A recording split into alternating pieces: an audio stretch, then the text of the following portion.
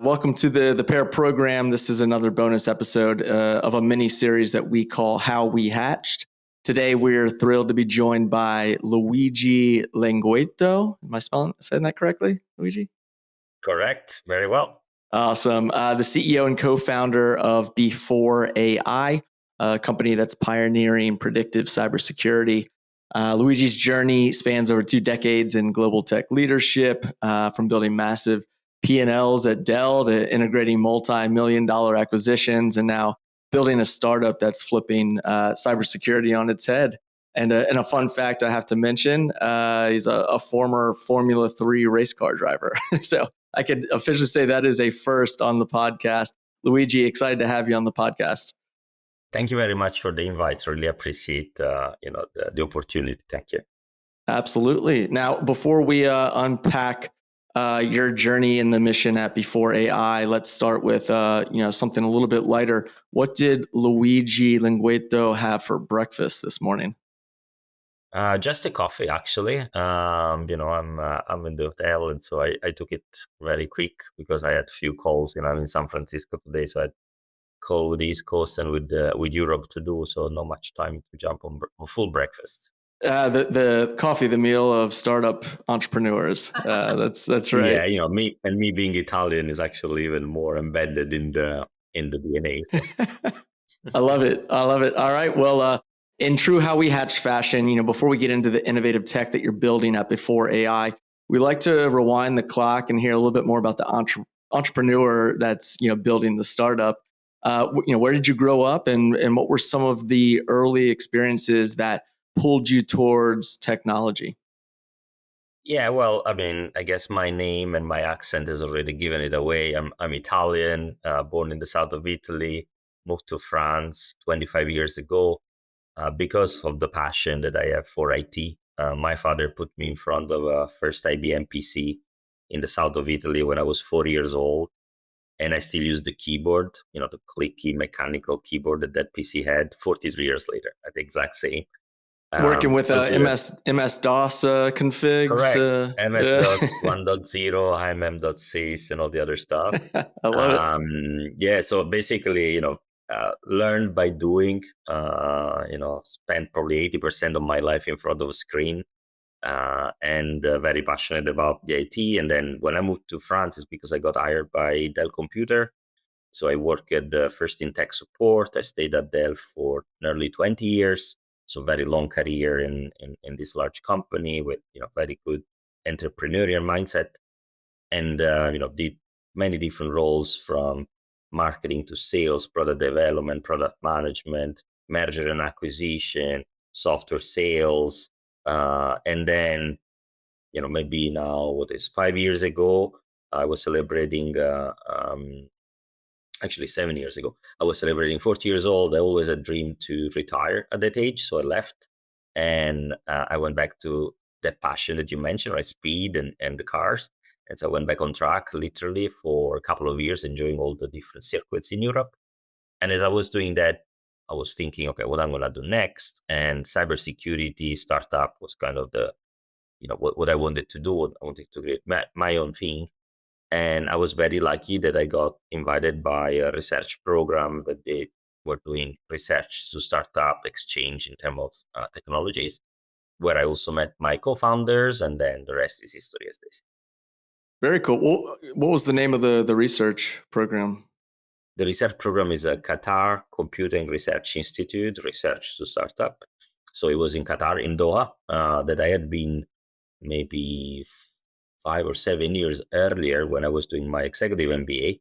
And so I really went there mostly to enjoy, another trip to Doha and the dune bashing and, the great food there. Oh, sure.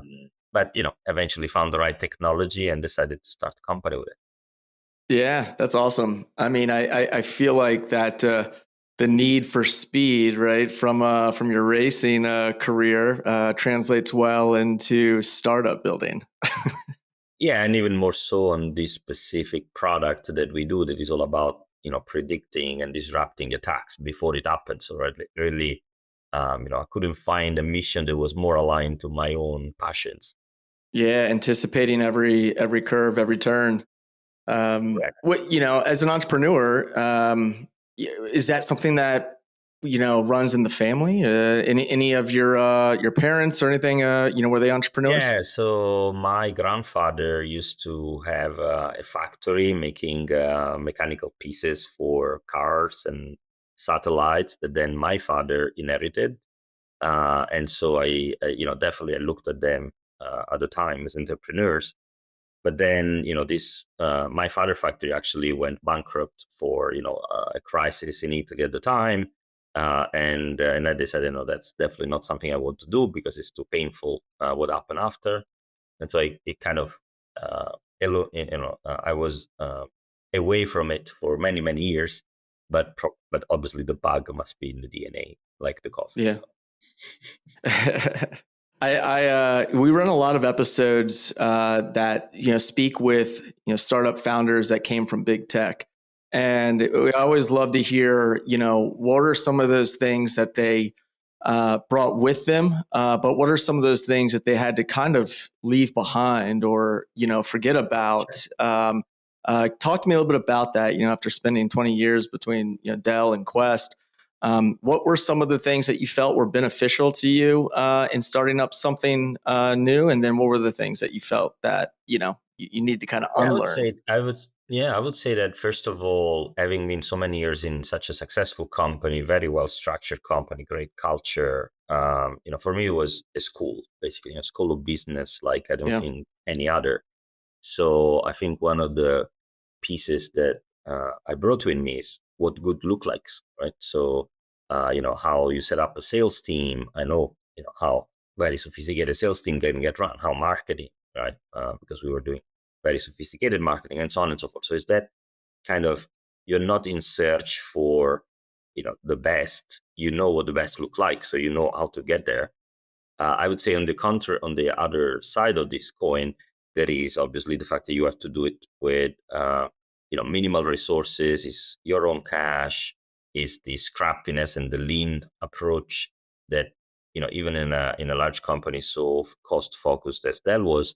I would say that it is a completely different dimension. So you have to rethink how you do the things, maybe not the why and the what, but the how definitely is different.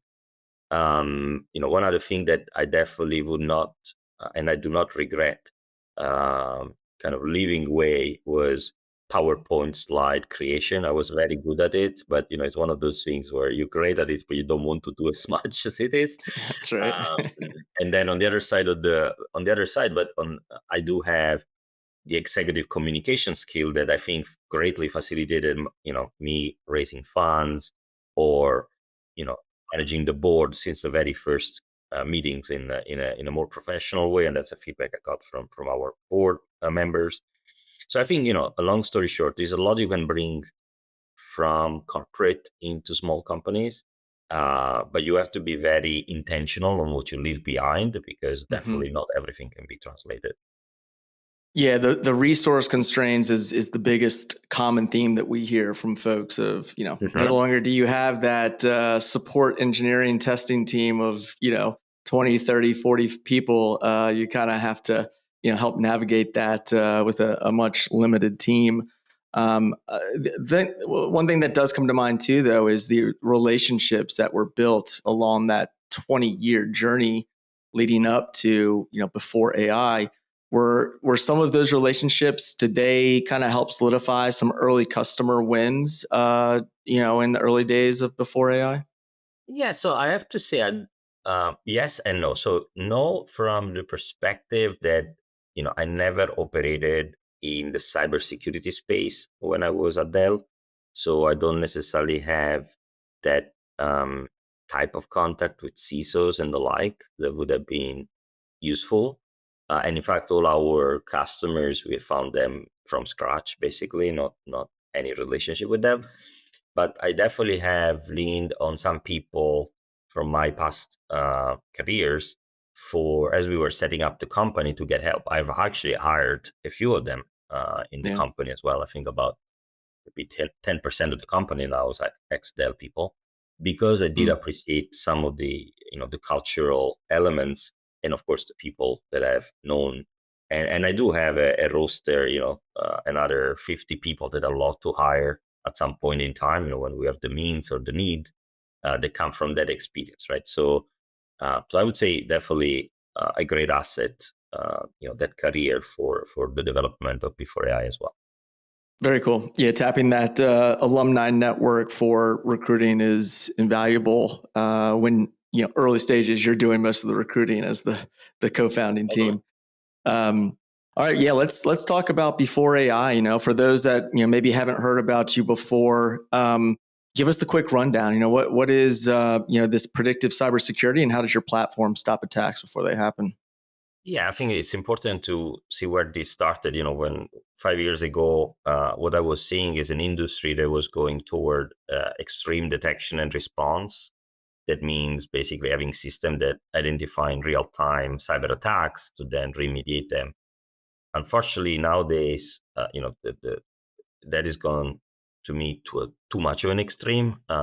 When you do detection and response, you accept to be a victim first and foremost, because to detect an attack, it means the attack is happening.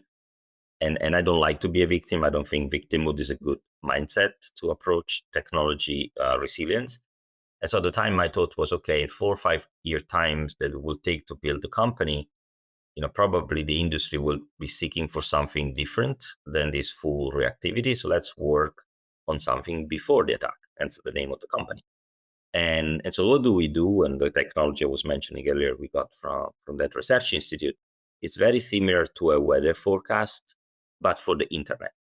So instead of seeking, humidity and temperature and wind speed, we look for naming, addressing, routing information on the network to identify behaviors of infrastructures that we can then map to malicious behaviors that the criminal used to set their own infrastructures.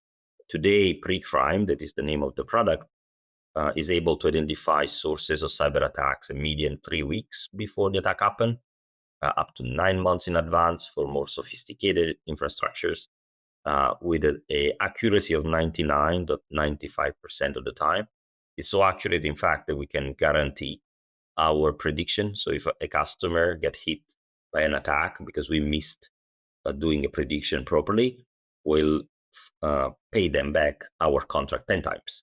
And this Oh, is backed wow. by Munich Re, the largest insurer in the world, that validated our technology in such a way that they know that they will not have to pay, because the likelihood of such event will be so low.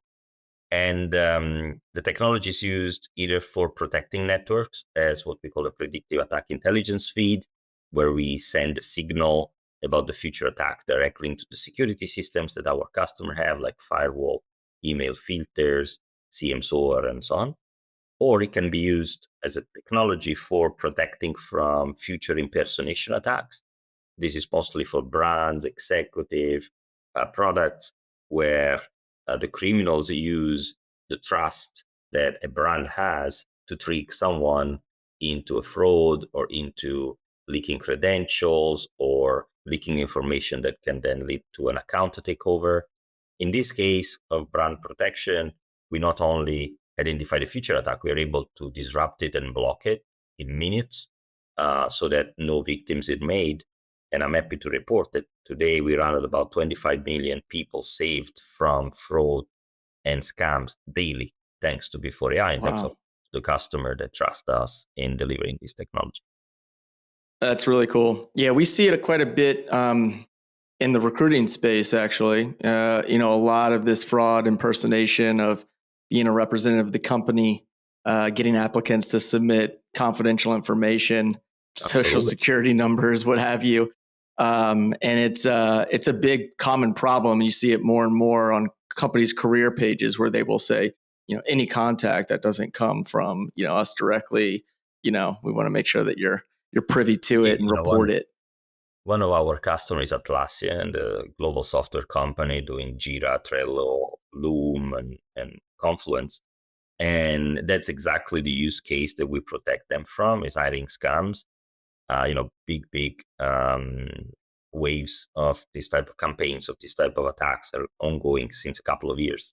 And we help them and, avoid that their, potential candidates are victim of these frauds that then obviously impact the reputation of the brand.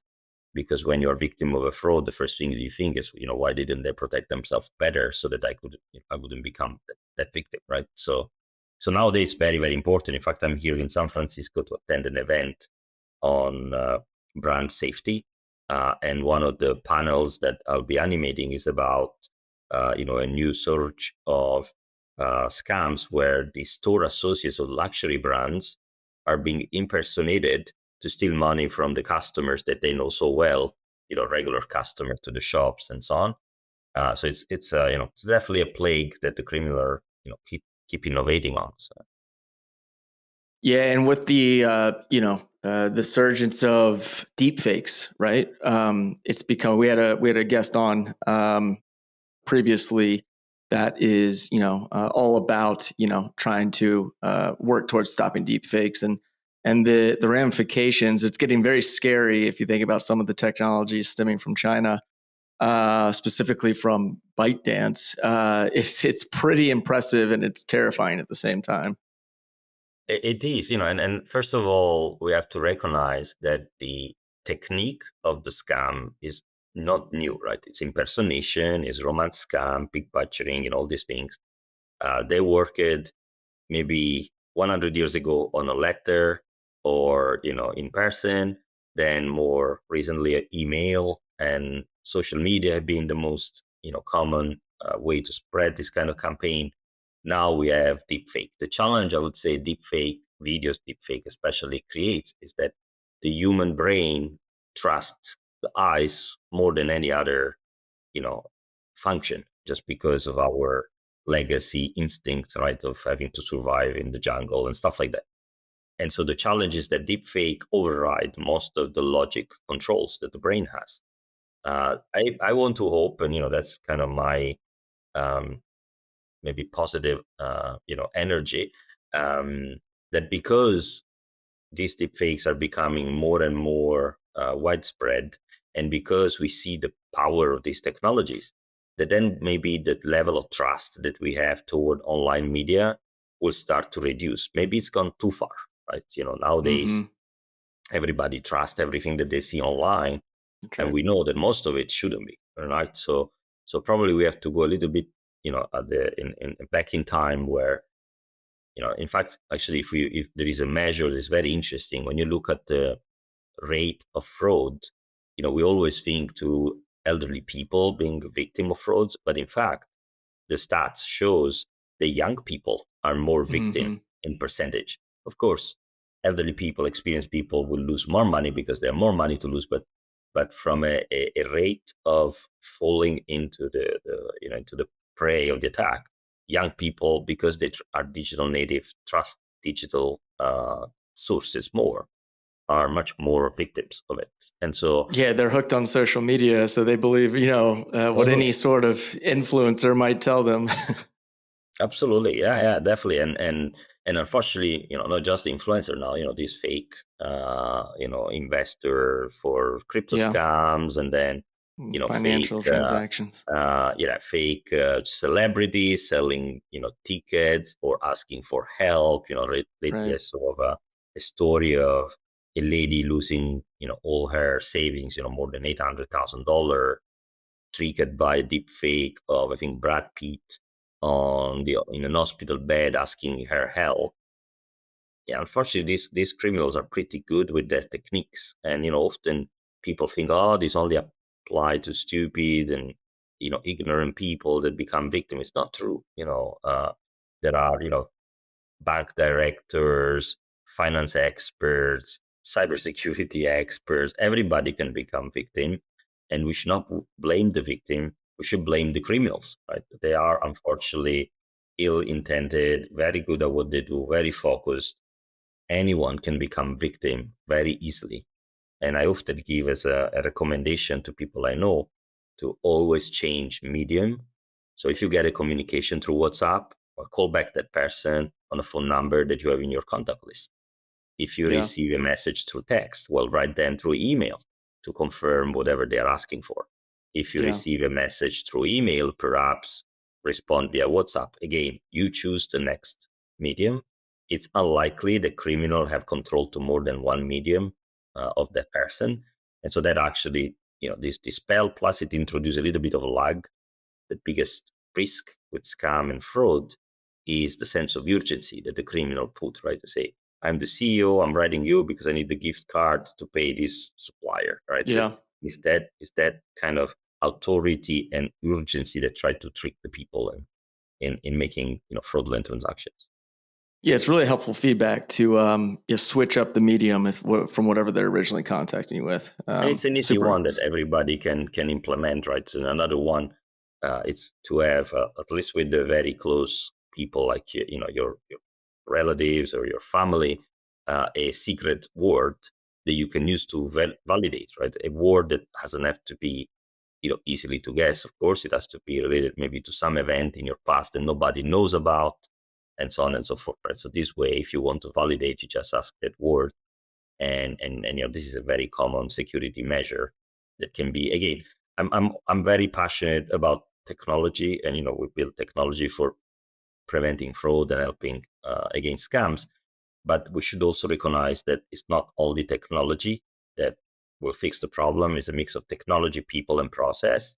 So people is about awareness and training, and again, the level of trust that they put in these things. And then process is about having some techniques, like simple techniques, like these ones that we mentioned, or maybe more sophisticated one, like in a small business, you may want to have controls on how payments are made, so that if there is a request for payment, is not automatically authorized, it doesn't go through in less than 24 hours. There is a check and balance where maybe some people outside of the finance team has to validate it, or you have a PO number that you need to put, and so on and so forth, right? So it's very important to have this multi-layered people plus process plus tools approach to protection, because again, otherwise the criminal will too easily go through. Yeah. Yeah, something that I discovered doing some research on your profile on LinkedIn, something that you mentioned was firefighting breaches is a waste. I just thought that was a bold take, but a refreshing one, because in this space, it's always been an industry obsessed with response and detection, and so I Yeah, I would really say loved your. the industry of cyber come from security, network security mostly, before Yeah. even being info security. So that means it comes from IT infrastructure in general. IT infrastructure is a very reactive type industry, because you don't want to touch something that works, right? So you stay there waiting for something breaking, and then you want to make sure that there is redundancy, there is resilience, and all of that. But today, attacks, with their speed, with their variety, with their volume, growing also because of the use of technology like AI now, also from the criminals. Well, doing just detection response is not enough. You Right. still have to. We should stop doing it. It's very important. So if there is a fire, of course you have to fight it, but it's so expensive to find that fire and fight it that we should put as much energy as we can. In fact, I have a ratio that I think is valid: is you want to invest 10 times in prevention and preemption what you invest in detection and response, because the cost of a breach is 10 times. I mean, the cost of doing detection and response is 10 times more than preventing for the same attack, right? So there is a Yeah. balance you want to achieve, and you definitely don't want to be 100% detection and response or 100% prevention and preemption. So you have to Yeah. find the right balance for the specific company and risk profile of your organization. But definitely, I think the future, it's more left of boom than right of boom. Yeah, we spoke with a founder who's building a startup, a cyber startup, combining AI to empower, SOC analysts. And one of the things that we, kind of really talked about was employee fatigue, right? Some of these analysts are, just run through the ground, and they're working the hours that nobody's working. And there is a shortage of cybersecurity talent globally, and so trying to get in front of things before it even gets to that level is super impressive and super needed. So Yeah, I think it's I draw my mother is a cardiologist. She used to work in hospitals, in emergency room and all of that. And to me, there is a lot of similarities between the medical profession and emergency room and hospitals and in general, the entire healthcare industry and cybersecurity, right? And so what you're mentioning about the vocation that you need to have to join this industry, the stress you need to be able to bear, the responsibilities that sits on you, the burnout that you risk. These are very, very relevant concerns. Uh, I think it is true that there is a shortage. I think the shortage of professional is unfortunately always, I think, misunderstood. It is not much into the line one nurses, and if you want, that there is shortage. In fact, I think there's a lot of people that have come up to school, boot camps and whatnot in the last couple of years that there's actually plenty of. There is shortage in that mid-range, highly technical expertise, background knowledge of systems that is very hard to gain through study. It's something that you gain either through pure curiosity, a bit like what I've done in my 40 years of configuring computers and debugging blue screens, or you get it through experience, right? By working closely with people that have that competence and have gone through the learning. Unfortunately, the industry doesn't do a good job of building this apprenticeship type kind of path, right? So we expect everybody coming in an organization fully trained, fully capable. We don't want to spend any investment on their training, and I think that's where you know often actually, if you want to have a kind of a counterpoint to this, is if you look at Israel, right? In Israel, why do we have all this cybersecurity company? Why the country has so many experts? Is because there is a military service where a good portion of them go through those units like 8200, 8100, and so on. They do train the people. So it's the state that is training people on cybersecurity skills at scale, right? Because they do tens of thousands of people every year, thanks to their policy of mandatory service. And so lately I was having a similar conversation with the European Union Commission and saying, we should consider reinstating in Europe a civil service to protect Europe from cyber attacks, in which we provide training, right? So you will get, I don't know, 18-year-old, 20 years old people out of school, and you put them through a 9 month service where the first 3 months is all training about cyber, and the other 6 months they deliver this service to the community. That would definitely provide true capable people that the industry then want to learn. They want to hire, sorry. Of course, I was looked at in a very strange way when I proposed all of that, but, maybe one day, who knows.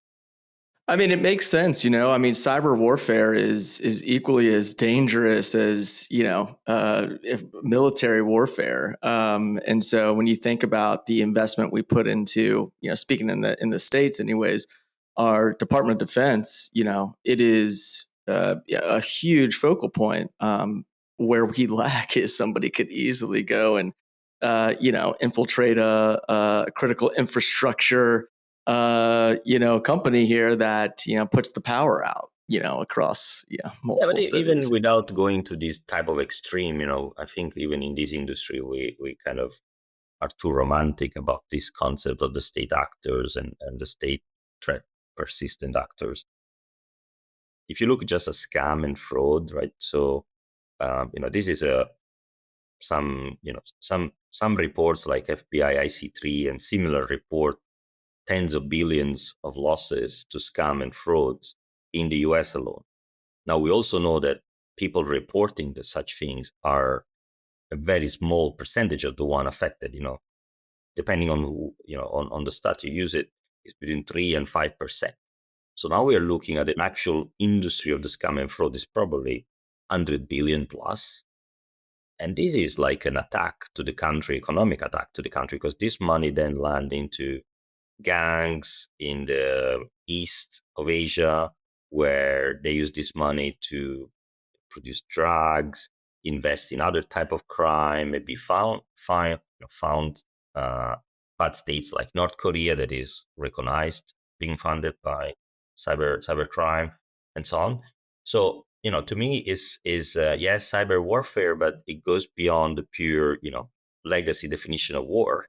It is Right. more a societal attack that is economic in nature, but it also creates a lot of people losses. Right? Many people are suicidal after being victim of such a crime, because they get touched in their own self confidence, right? That you start thinking that you've been stupid and you've been taken around by these criminals and whatnot, especially in romance scam and what they call peak budgeting.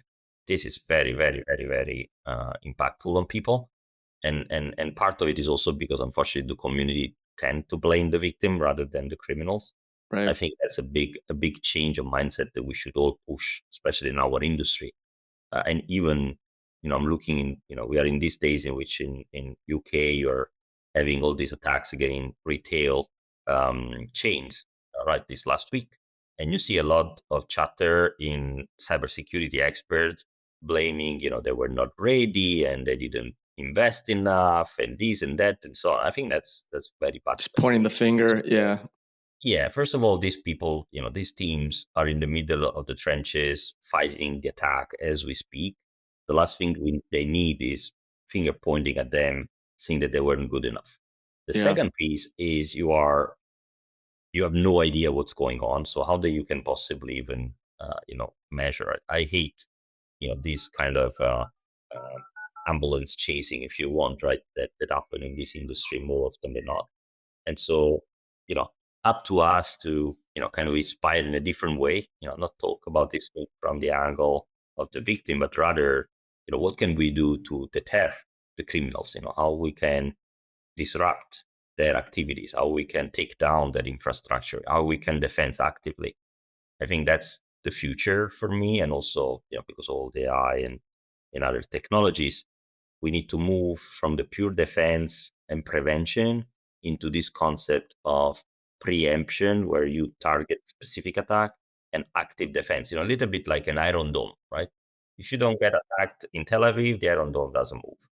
The first rocket that starts, the Iron Dome destroyed in the air to save people in the city, right? So I think that's the concept.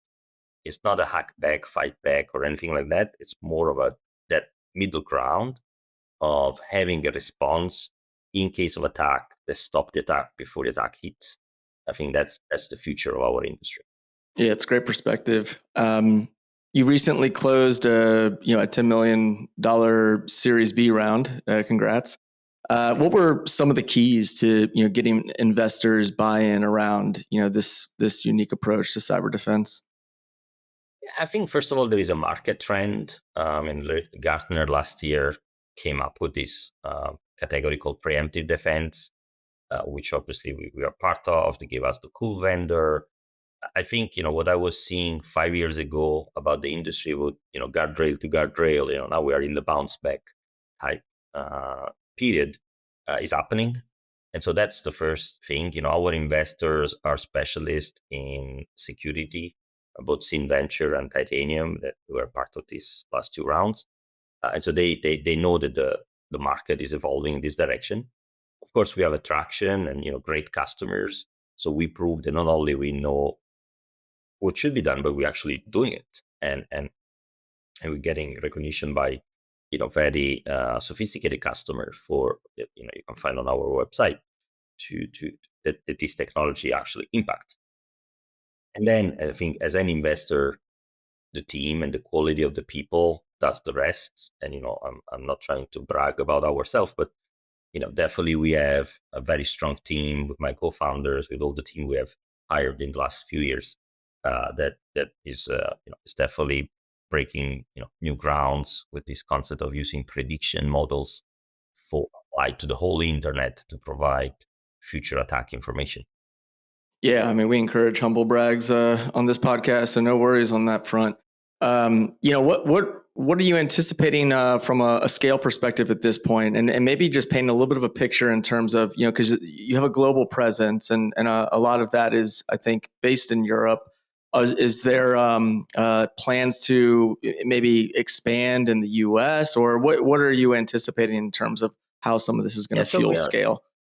we have I've been inspired, and we follow pretty much the route of the Israeli company. So we have indeed R&D you could say offshore. It's in France, it's in Argentina, where where the company started, because my co-founders are there and I was in France. But 90% plus of our revenue and business and go-to-market team is here in the US. And I spend easily 80% of my time here in the US nowadays. So our business is the US, the most competitive, the most important cybersecurity market out there. We do have customer in other parts of the globe that we're very proud of. The team itself is spread.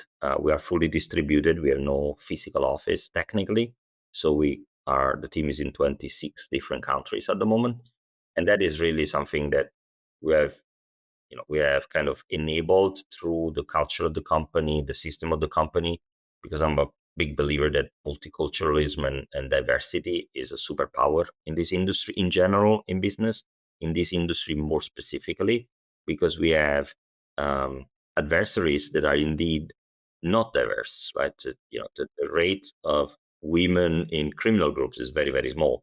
The rate of non-white Caucasian people in criminal group is relatively small, depending on obviously which criminal group you. So they tend to be very homogeneous as groups, and so that multiculturalism actually give a different perspective on the problem and helps fighting in a better way. For in kind of in a closing kind of question here, for others, we get a lot of early stage founders that are building that tune into this podcast. So for those that are solving, tough problems in cybersecurity, what are, maybe a lesson, a major lesson that you've learned that you wish, someone may have told you earlier in your career?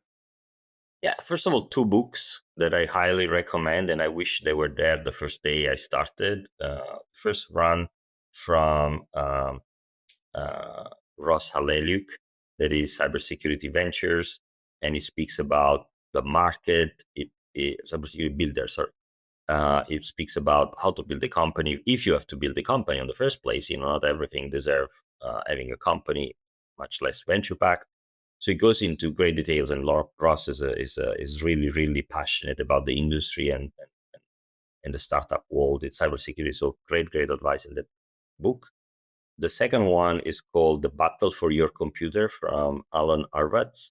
Alan is the founder of Insight, now part of Rapid7, and he writes this book where basically he tells the story of why Israel is such a superpower in cybersecurity company creation, right? And so there is obviously the individuals and the ecosystem, but there's a lot of the seeding and the concept that enable cybersecurity company in Israel to start and thrive. So that's definitely, I would say, two books to read and to keep, very close and read multiple times, because there's a lot of good stuff. And Ross definitely also has a Substack and, to follow for new content. And then from, something I've learned that I would suggest is there is a superpower in the founder selling that cannot be underestimated. I think as a founder, if you're not selling, if you're not in front of prospects, you're making a disservice to your company. That the passion you have, the unique knowledge, the unique angle that you have on the problem that you're solving is unmatched. Nobody else has much of it. And so it is something that I suspected, because it's kind of something that you hear a lot, right? That you want founder selling, and founder sales is actually a book even about that. But I think it's much underestimated how big this superpower really is, and it's obviously a balance, depending on your profile and your background. It may be more natural to you, less natural. Sure. Maybe it's something that as the company grows, you get distracted by other more corporate type of things. But you need to make, I think, as a founder, a strong effort to spend as much time as you can selling to your customers, selling to your prospect, to other employees, of course, that you're hiring, potentially to VCs if you want to raise funding from them. It's a critical thing not to kind of deviate from. Yeah, I love that. That's incredibly helpful feedback. I know, as an entrepreneur myself, growing a business for 14 years now. I've never not been selling. It's always kind of been founder-led sales growth. But the beauty of that is once you've established that, that healthy client base, and you deliver quality solutions, then it becomes referral based, sales. You get your customers vouching for you, and that can't be understated. But for those first, several years, having the founders at the forefront of the sales team is critical. I couldn't agree more. All right, Luigi, we are going to wrap with a final segment here. We call it the 5-second scramble. It's pretty simple. It's a little bit of rapid fire Q&A. Kind of give us the first thing that comes to mind and try to keep it within 5 seconds. You ready to rock and roll? Yes. Okay. Go for it. If BforeAI were a race car, what kind would it be? It'd be a Formula One, right? Something that we keep tuning for maximum speed. Not necessarily the cheapest, but definitely the fastest, the more precise, the more competitive. Yeah, that's great. We might need to update the sales collateral just for that alone. That was good. What's your favorite part about the culture at BforeAI? I think we have a culture that is really about inclusiveness, about grow together in a say in a positive way. We have something called the assume positive intent. I think that's very strong. It makes an environment where you want to be part of because everybody's rowing toward progress and not trying to finger point and blame and stuff like that. Very good. What would you say is a trait that defines a great cyber founder?